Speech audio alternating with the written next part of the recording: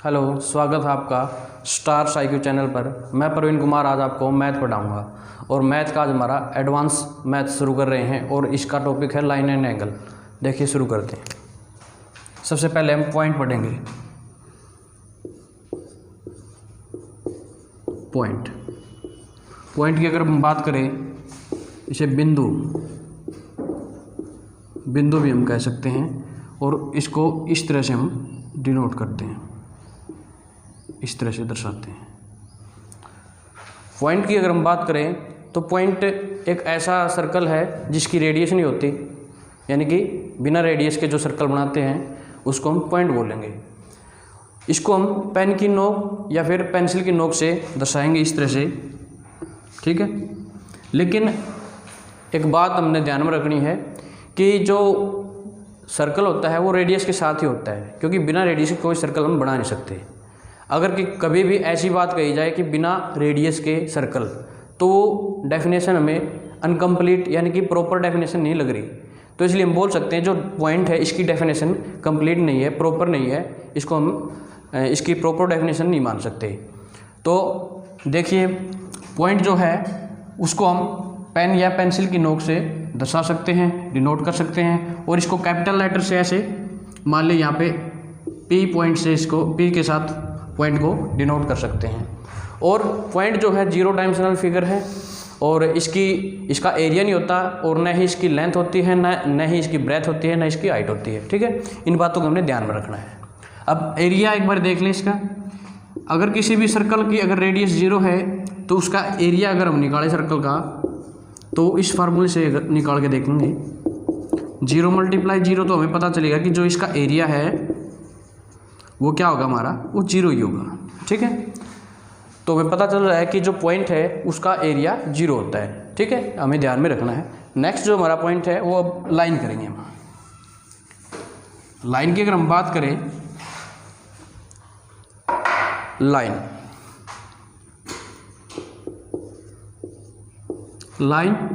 इस तरह से होती है जैसे कि मैंने इसके नीचे दिखा भी दिया है। इसको हम रेखा बोलेंगे। क्या बोलेंगे? रेखा यानी कि लाइन एक ऐसी आकृति है जो दोनों तरफ बढ़ती है, जो 2 डायरेक्शन के अंदर चलेगी। मान लिया एक डायरेक्शन इस तरफ जा रही है, इस तरह आगे बढ़ रही है, और दूसरी डायरेक्शन इसकी होगी इस तरफ, यानी कि अपोजिट में, उल्टी तरफ चलेगी। इसको हम कैपिटल लेटर से डिनोट करेंगे, जैसे ए और बी, इसको हम नाम दे सकते हैं। साथ में जो लाइन है इसकी जो लेंथ होती है वो अनिश्चित होती है, ये बढ़ती रहती है, इसकी लेंथ निश्चित नहीं होती है, और इसकी ऊंचाई नहीं होती है और चौड़ाई नहीं होती है, ठीक है, और न ही इसकी मोटाई होती है। ये 1 डायमेंशनल आकृति है, क्योंकि इसके अंदर सिर्फ लंबाई है, एक आयाम है, तो इसे 1 डायमेंशनल फिगर हम कह सकते हैं। एरिया इसका नहीं होता, एरिया इसका 0 है, ठीक है। और इसको हम इस तरह से भी डिनोट कर सकते हैं। अगर हमें कहीं पे भी मिले ए बी, इस तरह से हमें इसके ऊपर ये साइन मिले, तो हम मानेंगे कि ये क्या है, एक लाइन है, ठीक है। इसको हम एक लाइन मानेंगे, ठीक है। इसके बाद जो नेक्स्ट पॉइंट है वो हमारा है रे, जिसको हम किरण बोलते हैं। रे, किरण, इस तरह से इसको डिनोट करते हैं, ठीक है। रे की अगर हम बात करें, रे इस तरह से हम बढ़ाएंगे और ये एक तरफ अनिश्चित दूरी तक चलती रहेगी। इसकी लेंथ निश्चित नहीं होती, लेकिन ये एक तरफ बढ़ेगी। लाइन में और रे में सिर्फ यही डिफरेंस है कि लाइन दोनों तरफ बढ़ती है, जबकि रे क्या होती है, एक तरफ बढ़ती है। और इसको डिनोट करते हैं हम कैपिटल लेटर ए और बी, इसको मान सकते हैं। जो इसके नोट करने के लिए जो लेटर्स हम यूज करेंगे वो कैपिटल होना चाहिए। ये इसका साइन अगर इस तरह से, मैं कहीं अगर हम देखें इसको इस तरह से, तो इसको हम क्या बोलेंगे, इसको हम बोलेंगे रे ए बी, ठीक है। इसकी न तो इसकी मोटाई होती है, न इसकी चौड़ाई होती है, और न इसकी ऊंचाई होती है, और न ही इसका एरिया होता है। ये सिर्फ एक इसके अंदर आयाम है, सिर्फ लेंथ, इसलिए ये 1 डायमेंशनल फिगर है, ठीक है। ये बात हमने ध्यान में रखनी है। नेक्स्ट अगर हम बात करें लाइन सेगमेंट, लाइन सेगमेंट की अगर हम बात करें, रेखाखंड,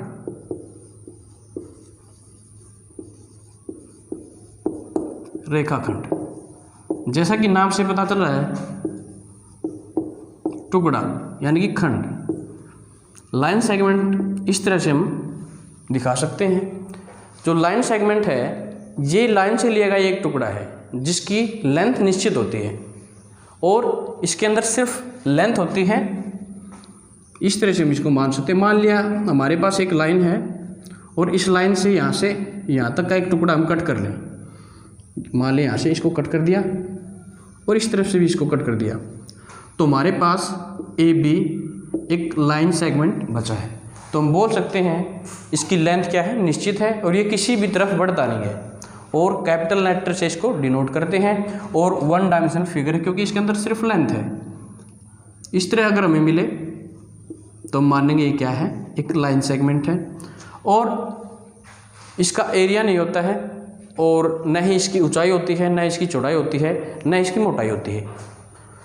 इसके बाद ये जो लाइन हमारा कंप्लीट हो गया है। अब हम एंगल के बारे में पढ़ेंगे थोड़ा।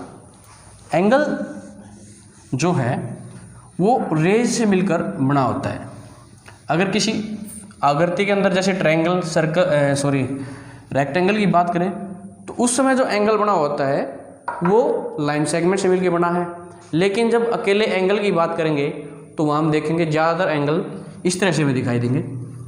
एक बारी नोट करते हैं। एंगल यानी कि कोण। कोण क्या है? कोण एक पॉइंट से अगर हम दो रेज को निकालें, एक पॉइंट से जब दो रेज को निकाला जाता है अलग डायरेक्शन में, यानी कि सेम डायरेक्शन में निकाल के अलग अलग डायरेक्शन में, एक पोजीशन ऐसी होगी जब सेम डायरेक्शन में दो लाइन चलेंगे लेकिन वहाँ पे 360 डिग्री का हमारा एंगल होगा। वो मैं अभी थोड़ी देर में बताऊंगा। जैसे हमने एक पॉइंट ए लिया है, यहाँ से दो रेज निकाली ए बी और ए सी। जब दो रेज को एक पॉइंट के ऊपर से निकाला जाता है तो उस समय एंगल का निर्माण होता है। तो मान लेते हैं इसको हम एंगल है हमारा, ठीक है। और इसको डिनोट कैसे करेंगे? कैपिटल लेटर से इस तरह से इसको डिनोट करते हैं। इसका ये साइन है, एंगल का ये साइन है, इसको ध्यान में रखना है। जहाँ पे इस तरह का साइन लगा हो तो हम वहाँ पे एंगल मानेंगे, ठीक है। इसको मानेंगे सी ए बी, एंगल सी, इसका मतलब एंगल, ये साइन है हमारा एंगल का, एंगल सी ए बी। जहाँ पे एंगल बनता है जिस वर्टेक्स के ऊपर, उसको हम बीच में लेते हैं हमेशा। ये बात हमने ध्यान में रखनी है। और इसको इस तरह भी हम बोल सकते हैं, जिस वर्टेक्स के ऊपर बना है सिर्फ उसका नाम लिख सकते हैं एंगल ए, या फिर कोई नाम हम दे सकते हैं एक्स वाई, या फिर 1 2 3 कुछ भी हम इसको नाम दे सकते हैं यहाँ पे, ठीक है। ये हमारा एंगल था। इसके बाद जो नेक्स्ट हमारा टॉपिक है वो है type of angle. Type of angle की अगर हम बात करें, इनको अच्छे ध्यान से थोड़ा देखना है हमने। फर्स्ट एंगल की जब बात करेंगे, अक्यूट एंगल।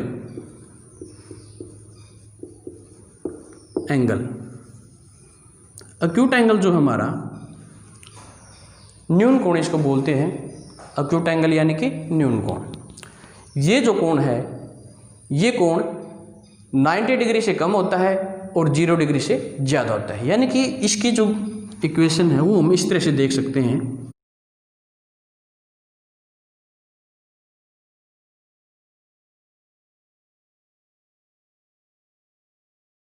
0 डिग्री से ज़्यादा और कम होता है 90 डिग्री से। ये देखो यहाँ पे जो थीटा दिया गया है, थीटा का मतलब है थीटा इज इक्वल है एंगल के। ये बात ध्यान में रखनी है कि जो हम यहाँ पे थीटा ले रहे हैं यहाँ पे, तो ये जो है हमारा एंगल है, ठीक है। अब यहाँ पे देखिए जो हमारा थीटा है यानी कि अक्यूट एंगल है ये। अब यहाँ पे थीटा हम अक्यूट एंगल को मान रहे हैं और ये जो थीटा है यानी कि अक्यूट एंगल है ये 0 डिग्री से क्या है ज़्यादा और 90 डिग्री से कम है।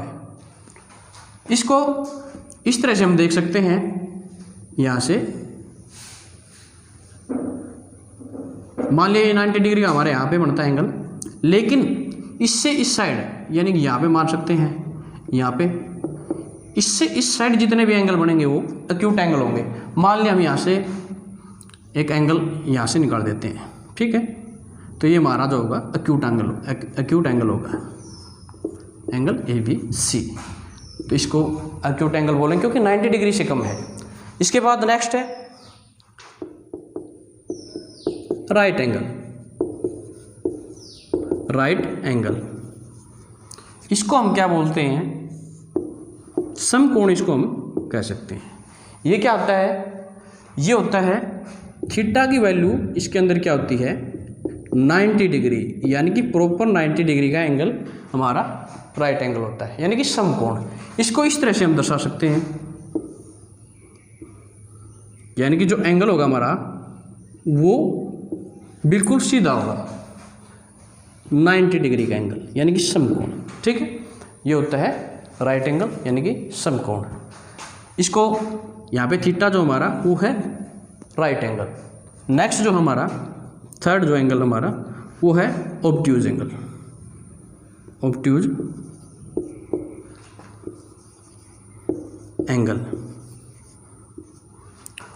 एंगल यानी कि अधिक कोण जो हमारा वो 90 डिग्री से ज़्यादा होता है और 180 डिग्री से क्या होता है कम होता है।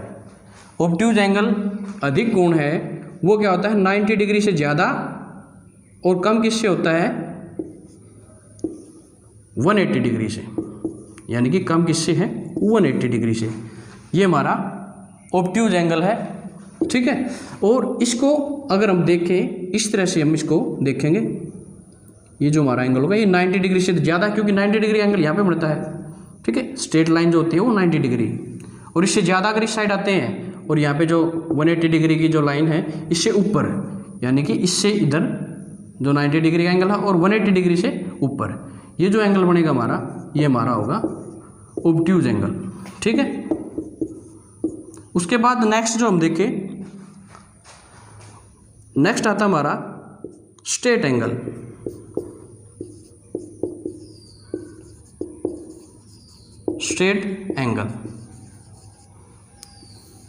इसको हम रिजु कोण भी बोल सकते हैं या फिर सरल कोण भी बोल सकते हैं। ये हमारा जो एंगल है इसमें थीटा की जो वैल्यू है वो 180 डिग्री होती है, यानी कि ये इस तरह से हम देख सकते हैं, इसको यहाँ पे मान सकते हैं और इस तरह से 180 डिग्री का हमारा एंगल है, ठीक है। इसको नाम दे सकते हैं हम, ठीक है। ये हमारे जो एंगल है। अब जो नेक्स्ट हमारा एंगल है इसके बाद वो है रिफ्लेक्स एंगल, जिसको वृत्त कोण भी बोला जाता है, रिफ्लेक्स एंगल।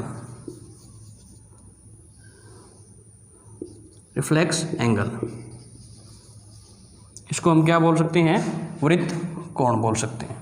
ये जो हमारा एंगल है वो 180 डिग्री से क्या होता है ज़्यादा और कम किससे होता है 360 डिग्री से, ठीक है। ये जो हमारा एंगल होता है 180 डिग्री से क्या होता है ज़्यादा और 360 डिग्री से क्या होता है कम होता है। इसको इस तरह से हम देख सकते हैं, यानी कि ये जो हमारा एंगल है 180 से ज़्यादा, जब 180 से ज़्यादा होता है एंगल स्ट्रेट लाइन से क्या होता है नीचे होता है, ठीक है। ये ध्यान में रखना हमने। तो इस तरह से एंगल यहाँ पे बनाना है, न कि यहाँ पे। अगर नीचे बना दोगे तो ये एंगल गलत हो जाएगा, ठीक है। तो इसको नाम दे सकते हैं हम ABC, ठीक है। तो इसके बाद हमारा नेक्स्ट जो एंगल है वो है कंप्लीट एंगल। नेक्स्ट एंगल की बात करते हैं, कंप्लीट एंगल। कंप्लीट एंगल को हम पूर्ण कोण भी बोल सकते हैं, पूर्ण कोण।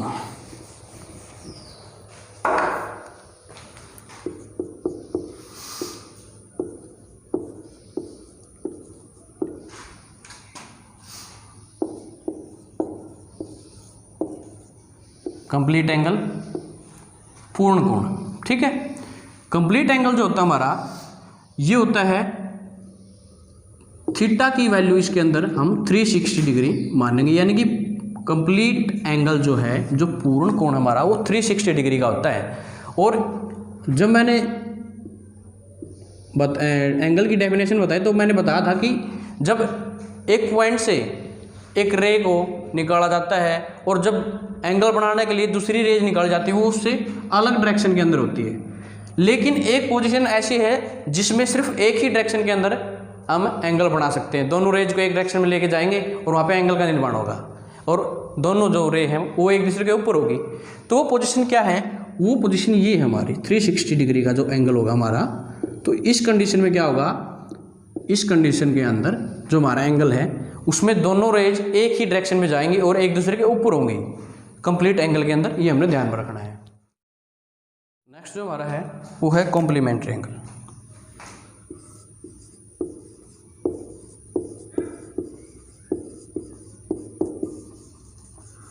कॉम्प्लीमेंट्री एंगल यानी कि पूरक कोण,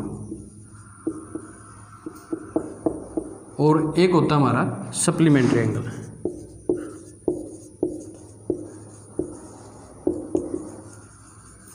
सप्लीमेंट्री एंगल इसको बोलते हैं संपूरक कोण। संपूरक कोण, इनके अंदर एक बात का ध्यान रखना है, कॉम्प्लीमेंट्री जो एंगल है इन एंगल्स का जो सम होता है वो 90 डिग्री हमारा होगा। कॉम्प्लीमेंट्री एंगल यानी कि पूरक कोण जो है उनका सम 90 डिग्री, और जो सप्लीमेंट्री एंगल है जो संपूरक कोण है उनका सम हमारा होगा 180 डिग्री। ये बात हमने ध्यान में रखनी है। अब देखें कॉम्प्लीमेंट्री एंगल। जो कॉम्प्लीमेंट्री एंगल हैं जो पूरक कोण है वो हमें दो टाइप से मिल सकते हैं, अलग अलग भी और एक साथ भी। यानी कि जब हमें इस तरह से मिले, एक एंगल हमें दिया गया है यहाँ पे, ये एंगल मान लिया हमारा 70 डिग्री का है ABC, और हमें बोला जाए कि इसका सब कॉम्प्लीमेंट्री एंगल क्या होगा, तो हम बोलेंगे हमें पता है कि जो कॉम्प्लीमेंट्री एंगल है उनका जो सम है वो 90 डिग्री होता है। तो हम बता सकते हैं कि 90 में से 70 को लेस कर दें तो हमें पता चलेगा कि हमारा जो इसका कॉम्प्लीमेंट्री एंगल है वो हमारा 20 डिग्री का होगा। कितने डिग्री का होगा? 20 डिग्री का। ठीक है, इस तरह से हम बता सकते हैं। और एक ये हमें मिलेंगे एक साथ, ये अगर अलग अलग मिलेगा तो इस तरह से मिलेगा। ठीक है, एक एंगल यहाँ पे दिया है और एक अलग से दिया होगा, और उसमें पूछ सकता है कि इसका कॉम्प्लीमेंट्री एंगल क्या है। मान लिया इस 70 डिग्री एंगल दे दिया तो हमसे पूछेगा कि इसका कॉम्प्लीमेंट्री क्या है, या फिर 20 का दे दिया या फिर 30 का दे दिया। यानी कि कोई भी एंगल दे के पूछ सकता है कि इसका कॉम्प्लीमेंट्री एंगल क्या होगा। लेकिन जब साथ साथ की बात करें तो इस तरह से हमारे पास एक एंगल दिया होगा 90 डिग्री का, और उसमें एक एंगल इस तरह से दे दिया, और इस एंगल को इस एंगल को मान लिया 60 डिग्री का। तो अब ये पूछेगा कि इस एंगल का कॉम्प्लीमेंट्री एंगल क्या होगा। तो हमें पता है दोनों का जो सम है कॉम्प्लीमेंट्री का वो 90 डिग्री होता है। तो हम 90 में से 60 को घटा के देखेंगे तो हमें पता चलेगा कि ये 30 डिग्री का होगा हमारे पास। ठीक है, इस तरह हम पता कर सकते हैं कॉम्प्लीमेंट्री एंगल्स का, पूरक कोणों का। ठीक है, उसके बाद जो नेक्स्ट हमारा सप्लीमेंट्री एंगल। सप्लीमेंट्री एंगल क्या होता है? जब दो एंगल्स दिए, एक एंगल दिया हो, ठीक है, तो उसका सप्लीमेंट्री एंगल निकालना तो हम 180 में से इसको सब्ट्रैक्ट करके निकाल सकते हैं। और सप्लीमेंट्री जो एंगल है इन दोनों एंगल्स का सम जो होता है वो 180 डिग्री हमारा होगा। ये भी दो टाइप से मिल सकता है, एक तो अलग अलग और एक ही साथ में।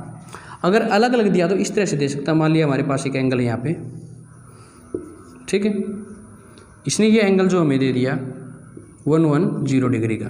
ठीक है, अब इसने पूछा इसका सप्लीमेंट्री एंगल क्या होगा, संपूरक कोण क्या होगा। तो हमें पता है कि जो सप्लीमेंट्री एंगल है उनका सम कितना होता है 180 डिग्री। तो हम 110 को इसके अंदर से घटा के देख लेंगे। यहाँ पे देख सकते हैं हम, अगर यहाँ पे घटा के देखें तो इस तरह से हमें पता चल जाएगा 0 से 1। ठीक है, ये हमारा आंसर होगा। तो इस तरह से हम पता कर सकते हैं कि कॉम्प्लीमेंट्री एंगल निकालना है या फिर सप्लीमेंट्री एंगल निकालना है। एक एंगल दिया होगा दूसरा हम निकाल सकते हैं।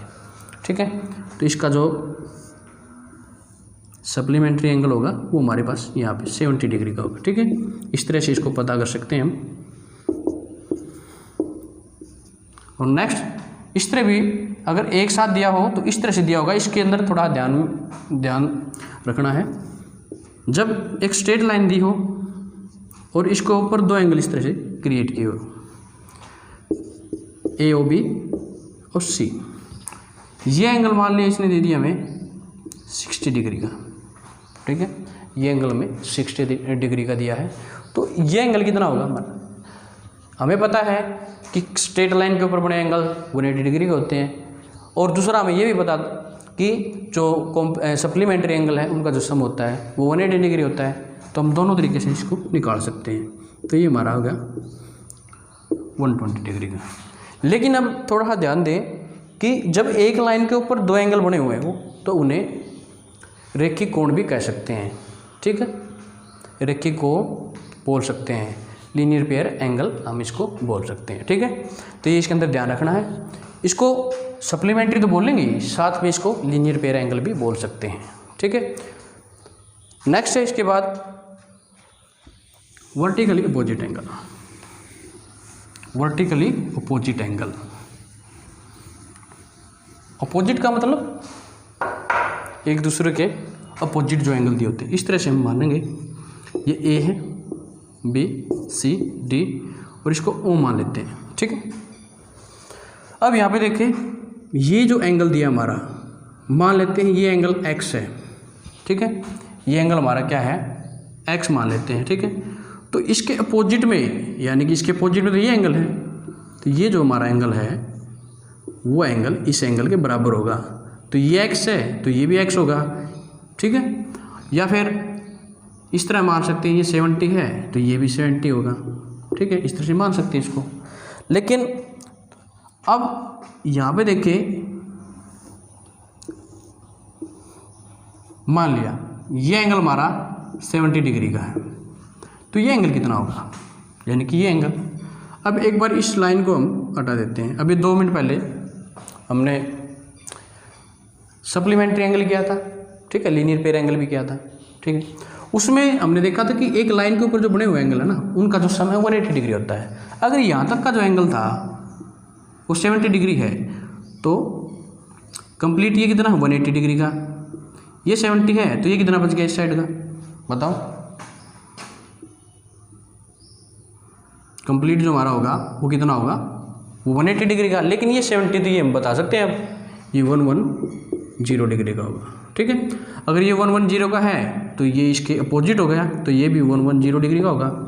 इस तरह से अगर एक एंगल दिया तो हम चारों एंगल निकाल सकते हैं। इनको वर्टिकली अपोजिट एंगल बोला जाता है।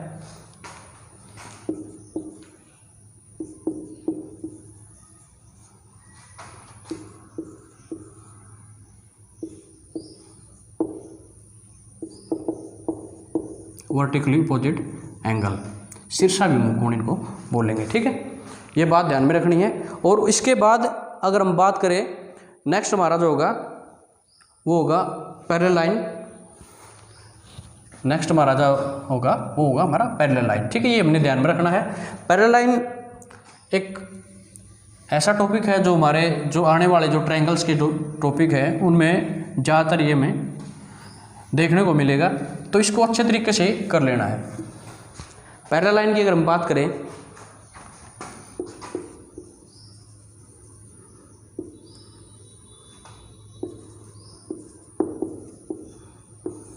समांतर रेखाएं, मान लिया हमें दो इस तरह से लाइन दी गई हैं एक दूसरे के पैरेलल, इसको L1 मान सकते हैं, L2 मान सकते हैं, ठीक है। और जब एक ट्रांसवर्सल लाइन यहाँ से आए और इनको कट करके चली जाए तो हम देखेंगे यहाँ पे बहुत सारे एंगल बन रहे हैं। मान लिया एंगल 1, एंगल 2, 3, 4, 5, 6, 7 और 8, इस तरह से एंगल बनेंगे। अब यहाँ पे जो एंगल बन रहे हैं उनका हमें ध्यान में रखना है। सबसे पहले कोरस्पॉन्डिंग एंगल पढ़ेंगे हम।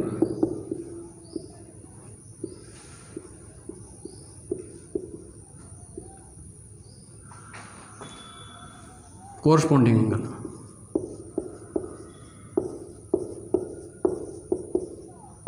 कोरस्पॉन्डिंग एंगल, ये जो एंगल हैं ये बराबर होते हैं, इनको ध्यान में रखना है। जैसे यहाँ पे जो एंगल 1 है ये बराबर है हमारा एंगल 6 के, ये एक दूसरे के कोरस्पॉन्डिंग एंगल है। उसी प्रकार एंगल 2 है वो हमारा बराबर है 5 के, ठीक है। पहले इनको लिख लेते हैं। एंगल 1 जो हमारा बराबर है एंगल 6 के। उसी प्रकार एंगल 2 है, एंगल 2 हमारा जो है वो बराबर है एंगल 5 के, ठीक है। और उसके बाद एंगल 4 बराबर है 7 के, जो एंगल 4 है वो बराबर हमारा 7 के। एंगल 4 बराबर है एंगल 7 के, ठीक है। उसके बाद 3 जो एंगल हमारा एंगल 3 वो बराबर हमारा 8 के। एंगल 3 जो हमारा वो बराबर है एंगल 8 के, ठीक है। ये ध्यान में रखना है, ये कोरस्पॉन्डिंग एंगल है। और इस तरह भी हम मान सकते हैं, जब कोरस्पॉन्डिंग एंगल हमारे बराबर होंगे तो हम मानेंगे कि जो लाइन दी गई है वो एक दूसरे के पैरेलल होंगी, ठीक है। कोरस्पॉन्डिंग एंगल जब बराबर हो तो लाइन जो हमारी पैरेलल होगी। ये जो हमारे एंगल हैं ये हमेशा बराबर होते हैं, ध्यान में रखना हमने। उसके बाद जो नेक्स्ट है अल्टरनेट एंगल,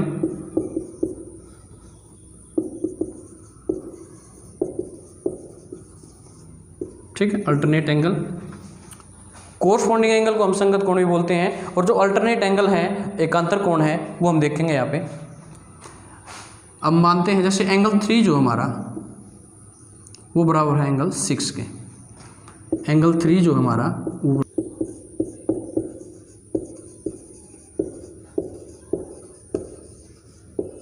अल्टरनेट एंगल, इनको एकांतर कोण भी हम बोल सकते हैं।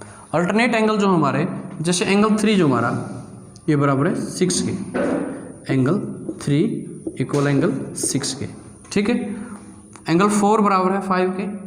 एंगल 4 बराबर है एंगल 5 के, यानी कि जो एंगल 4 हमारा वो बराबर होगा 5 के। ये अल्टरनेट एंगल है। ये है इंटीरियर अल्टरनेट एंगल, ठीक है। ये जो दोनों हैं वो इंटीरियर अल्टरनेट एंगल है, याद रखना हमने। अब एक्सटीरियर अल्टरनेट एंगल की बात करें तो वो देखें हम, एंगल 2 इक्वल है, ये वाला जो एंगल है एंगल 7 के इक्वल होगा, एंगल 7 के। उसी प्रकार एंगल 1 बराबर होगा 8 के। एंगल 1 इक्वल है एंगल 8 के। ये एक्सटीरियर अल्टरनेट एंगल है, ये ध्यान में रखना है, ठीक है। ये इंटीरियर और ये एक्सटीरियर। अब देखें अल्टरनेट अगर हमारे इक्वल है, अल्टरनेट एंगल जब हमारे इक्वल हैं तो मान सकते हैं जो लाइन दी गई वो क्या है, वो पैरेलल हो गई। ये बात ध्यान में रखना है। अगर लाइन पैरेलल है अल्टरनेट एंगल इक्वल होंगे, और अल्टरनेट एंगल इक्वल है तो लाइन क्या होगी, पैरेलल होंगी। उसके बाद हम देख लेते हैं एक बारी sum of interior angle. Interior angle,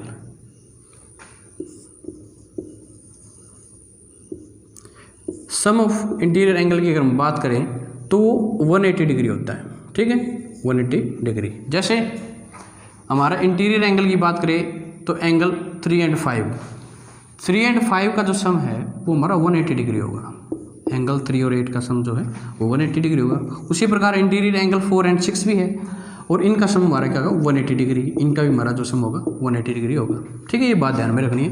तो इंटीरियर जो एंगल हैं उनका जो सम देख के एंगल 3 प्लस एंगल 5 कितना होगा, 180 डिग्री, ठीक है। उसी प्रकार एंगल 6 प्लस एंगल 4 ये जो है 180 डिग्री के होंगे हमारे, ठीक है। ये इंटीरियर एंगल। अब एक्सटीरियर एंगल की बात करें, सम ऑफ एक्सटीरियर एंगल, ठीक है।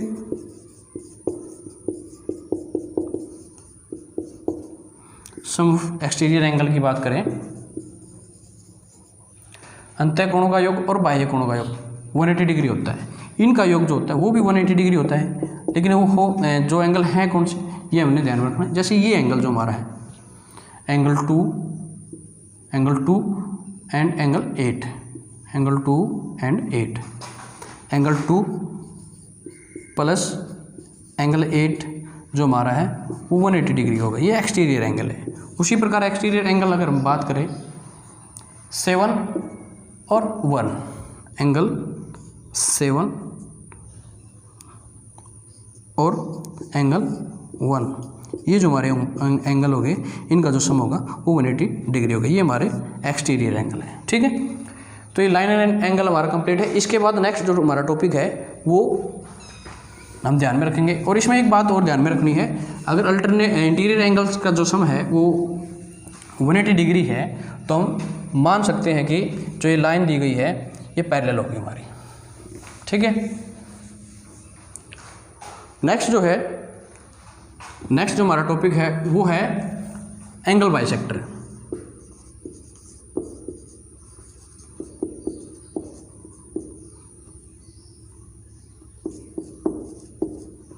एंगल बाइसेक्टर, कोण समद्विभाजक। इसकी अगर हम बात करें तो ये दो तरीके का होता है, दो टाइप्स का होता है। जो पहला जो हमारा टाइप है वो इस तरह से, मान लिया एक एंगल दिया गया हमें, ठीक है, यहाँ पे एक एंगल दिया गया है ABC, इसका इंटीरियर एंगल बाइसेक्टर है। ठीक है, इंटीरियर यानी कि इस तरफ, और एक्सटीरियर की बात अगर हम करें तो एक्सटीरियर इस साइड होगा हमारा। ठीक है, मान लीजिए यहाँ पे एक्स है। इंटीरियर एंगल बाइसेक्टर की अगर बात करें तो ये जो हमारा एंगल है ये इंटीरियर एंगल बाइसेक्टर होगा, और इस तरफ अगर हम बात करें ये हमारा एक्सटीरियर एंगल होगा। अगर इस तरफ बाइसेक्ट करते तो इंटीरियर एंगल बाइसेक्टर होगा, और इस तरफ बाइसेक्ट करते तो एक्सटीरियर एंगल बाइसेक्टर होगा। मान लीजिए यहाँ पे हमें इसको बाइसेक्ट कर दिया, यहाँ पे बाइसेक्ट किया, ठीक है, तो ये एंगल जो है हमारा इसके बराबर होगा। ठीक है, और अगर एक्सटीरियर का बाइसेक्ट करें, इस तरफ अगर हम करें, एक्सटीरियर का बाइसेक्ट कर सकते हैं इस तरह से। ठीक है, और यहाँ पे हमारा क्या होगा, जो हमारा एंगल होगा, ठीक है, यहाँ से इस तरह से मान सकते हैं। जो इंटीरियर और एक्सटीरियर जो एंगल बाइसेक्टर होगा उसमें एक बात का ध्यान रखना है हमने, जो एक्सटीरियर और इंटीरियर जब एक लाइन के ऊपर दोनों एंगल बाइसेक्ट कर दिए जाते हैं तो बीच वाले जो दो एंगल हो गए हमारे, बीच वाले जो दो एंगल हो गए यानी कि यहाँ से लेके यहाँ तक के जो एंगल हो गए, यहाँ से यहाँ तक के ये जो एंगल हो गए हमारे वो 90 डिग्री होंगे। ये बात हमने ध्यान में रखनी, यानी कि एंगल XBD ये जो हमारा एंगल होगा वो 90 डिग्री होगा। उसी प्रकार जो एक्सटर्नल जो एंगल बच गए YBX प्लस में एंगल CBD, ये जो एंगल हो गई ये भी 90 डिग्री के होंगे। ठीक है, ये एंगल हमने ध्यान में रखने हैं। जब भी एक्सटीरियर एंगल और इंटीरियर एंगल का बाइसेक्ट कर दिया जाए एक ही लाइन के ऊपर, तो उसमें हम बोल सकते हैं कि वहाँ पे जो एंगल होंगे तो 90 डिग्री के पेयर बनेंगे। जैसे इस एंगल का और इस एंगल का जो पेयर बनाए तो ये 90 डिग्री का, और इस एंगल को और इस एंगल को अगर हम देखें तो ये दोनों 90 डिग्री होंगे। आज का हमारा टॉपिक कंप्लीट हो गया है। उम्मीद करता हूँ आपको अच्छा लगा होगा। Thanks for watching my video. Please like, share and subscribe, like star साइक्यू।